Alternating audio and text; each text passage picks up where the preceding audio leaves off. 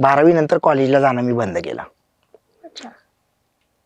कारण बाळाचे पाय पाळण्यातले सगळ्यांना दिसले होते आणि मला भीती होती की प्रत्येक गॅदरिंगला मी गायचो. मी नावासह सांगतो आमचा बालमित्र म्हणू, बंधू म्हणू,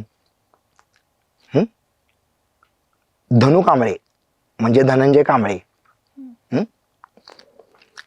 हा आजही सांगतो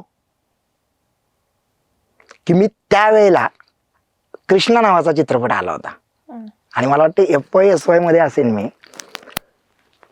ते गाणं मी गायलो आणि त्यावेळेच्या तिथल्या सगळ्या मुली उठून टाळ्या वाजत होत्या. आता तू मगाशी मुली, कारण ते गाणं खूप सुंदर होतं कृष्णामधलं.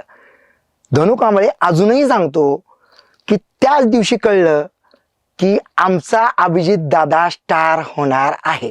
तो अजूनही सांगतो, for your kind information, as a person, as a friend म्हणून तू ये, मी धनु कांबळेला तुला भेटवतो आणि तो तुला तोच किस्सा सांगतो. आणि तिथले सगळे त्या गाण्यानंतर पोरं म्हटली होती की अभिजित दादा वेगळ्या पद्धतीने गाणं गायला तुम्ही, सगळे उठून टाळ्या वाजवतो.